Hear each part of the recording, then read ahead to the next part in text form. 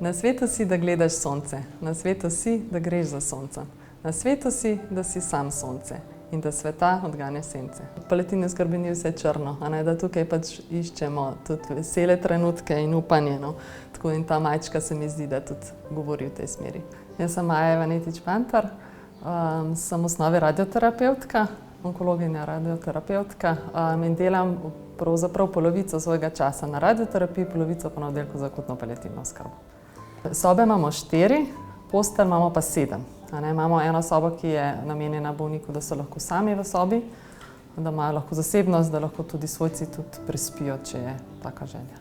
Včasih so kakšne take situacije, sploh kakšni mlajši bolniki ali bolniki z majhnimi otroki, kjer je v bistvu oskrba doma zelo težka, in ti bolniki pa pri nas umrejo. In jim v bistvu lahko omogočimo, da so lahko ali starši pri njih, ali lahko tudi kdo mlajši, če si želijo. Cilj je, da bolniki preživijo ta čas, ki ga imajo pred sabo, tam, kjer si želijo in s tistimi ljudmi, s katerimi si želijo biti. In ta njihov čas je zelo dragocen, zato se v bistvu trudimo, da čim bolj hitro uredimo njihove simptome in jih potem omogočimo bivanje naprej doma. Jaz sem začela kot sobna zdravnica pred specializacijo na oddelku za akutno paliativno oskrbo. Tam sem pravzaprav spoznala, na kakšen način so te bolniki obravnavani. Jaz sem tekom študija zelo pogrešala pravzaprav v medicini to, da se bolnike celostno obravnava. Vsi se učimo pač obravnavati jih pravzaprav glede na diagnozo, ali je pač, ne vem, imajo prebavne težave, se usmeriš v trebuh, ali imajo težave, ne vem, s skeletom, se obravnava ta vidik.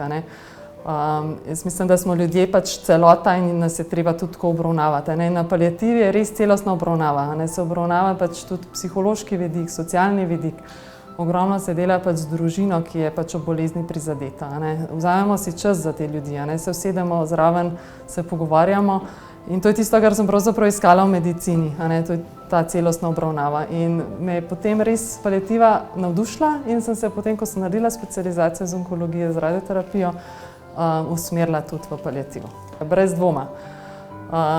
Drugače ceniš življenje, vidiš, kaj so pravzaprav prioritete, da so odnosi med ljudmi pravzaprav tisto najbolj važno v življenju, tisto, kar šteje.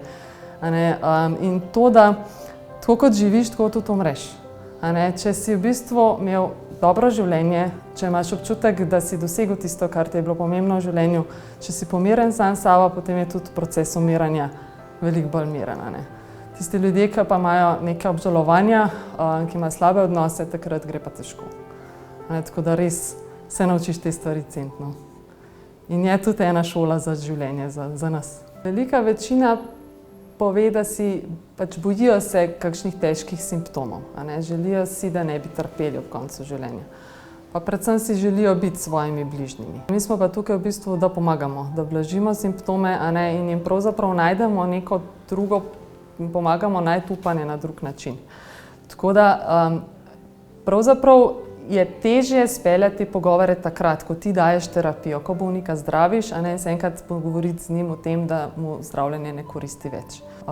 So pa seveda ljudje, ki se čutijo včasih, da smo jih pustili na cedilu ali pa da smo dvignili roke, včasih tudi tako rečejo, in potem je seveda treba veliko pogovorov v tej smeri, da to ne pomeni, da jih ne zdravimo, še vedno zdravimo njih, ne moramo pa več na bolezen samo vplivati. So bolniki, ki si želijo v bistvu dokaj zgodaj v fazi v začetku bolezni že spregovoriti o teh temah. So ljudje, ki želijo imeti načrt narejen, kako bo, ko bodo slabi, kdo jim bo pomagal, sprejemati že vnaprej odločitve glede ukrepov. So pa bolniki, ki do konca, do zadnjega diha se ne želijo pogovarjati pač o smrti, niti ne želijo vedeti toliko natančno, kaj se z njimi dogaja. Če je pač ta proces gre mirno, da so lahko zraven, da se lahko poslovijo, da so bolj umirjeni tudi kasneje in da gre proces žalovanja lažje. Tudi pri otrocih je pomembno, da se jim da to možnost, če želijo se posloviti, ali staršev, dedkov, babic, da se lahko poslovijo.